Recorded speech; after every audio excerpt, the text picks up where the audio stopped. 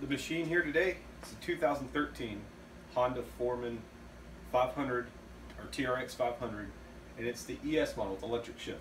This thing super clean, super nice. 150 hours is all it's got on the clock. Weird thing happened though. When you'd hit the starter button, it would click. So the customer brought it to me, diagnosed the starter relay, the starter solenoid. So I ordered that, and when it came in, I said, bring it to me. It wasn't that. This is so weird. I figured I'd put this video together, kind of give you guys a heads up. It could be this. So if you want to diagnose the starter relay yourself, you're going to have the battery terminal essentially running to one side of this relay. So if you take a multimeter and test here, you've got 12 volts. When you push the starter button, you're closing the solenoid, and you should have 12 volts in this other terminal as long as the button's pressed. That was working, except I think it was 6 volts is what this one read. You could tell that there's a huge load on the system, the electrical system. So 6 volts was here and the starter wasn't turning. Here is the starter. This is the OEM HRO, can't have more than 150 hours on it. Let's pull it apart and I'll show you what happened to it. And the warning is, if you've got a low battery, that's the only thing that's been replaced on this machine. It's so new and nice. The battery was low at some point, and I think maybe if you are trying to start an engine and it just lobes over, just roll, you'll put a lot of heat into this starter. Or it could have gotten hit or dropped. But what has essentially happened is the magnets off of the housing, these go around here, around the armature, they've come unglued. Some of them were smashed and crushed up.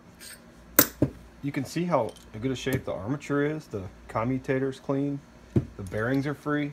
The brushes have plenty of life left. You can replace these brushes pretty well.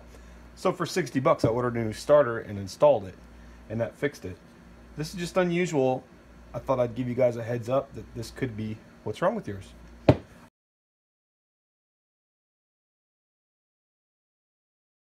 I've already put the bike back together, and then I thought about making this video because I didn't know it was going to be something weird. So what I'll do now is take the camera and point out what you need to remove. The air box is essentially all you want to get out, and you can get straight to the starter from the back. It's got a 10mm nut on this back half and a 10mm battery cable. So let's go do that, but thanks for watching the video. Hope this helps. First thing, no brainer, right? Pull the seat off. You're going to want to pop this up, this back cover over the battery. Pop it up to the front and disconnect the back tail light assembly, swing it down, then this cover can slide forward. That gives you access to your battery terminals. Disconnect your negative terminal and make sure that it doesn't contact the battery terminal again accidentally. So shove that wire down in here or put tape around it or something. The starter relay is just behind here. If you went straight down from here, my finger's on it now. If you want to test with the multimeter there for your relay, normally if you're pushing the starter button and you don't hear a click or you hear a weak click and your battery voltage is good, I would start there. You're going to want to pull this clip up. There's a clip over here and there's a clip right here.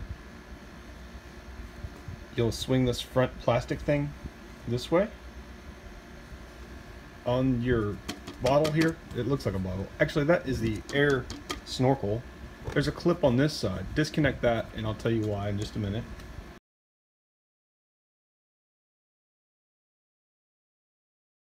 Okay, we're underneath the back section of the machine. This hose clamp needs to come off and pull this box aside. There is a sensor right here, electrical connector with a tab on top. Push the tab down, like pinch it down, and then pull that sensor out. It's either air temperature sensor or water level sensor.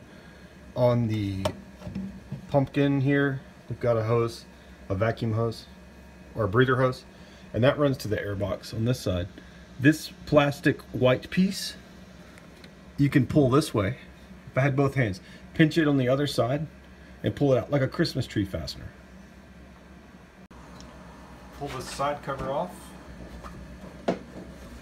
I'm always super careful with this stuff, especially as these machines get older. The tabs will break when you're pulling on them, and that's not cool when you're helping someone.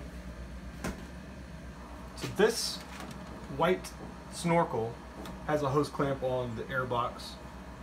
I got to the screw from this side, and since we've loosened that fastener on the Christmas tree fastener on that tank, we can slide the Snorkel forward and pop it loose from the air box.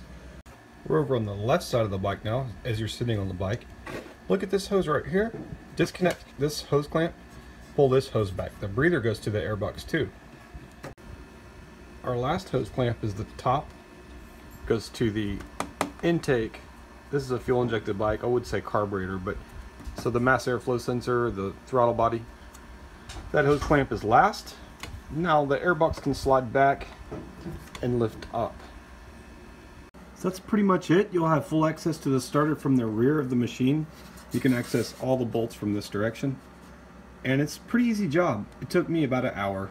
If I did the job again, it would take me about the same. So I'm billing an hour and $60 for a replacement starter. Hope this helps somebody out there. And again, apologize for not having done this at the right time, but you just never know what you're going to get into. Sometimes it's weird. Thanks for watching.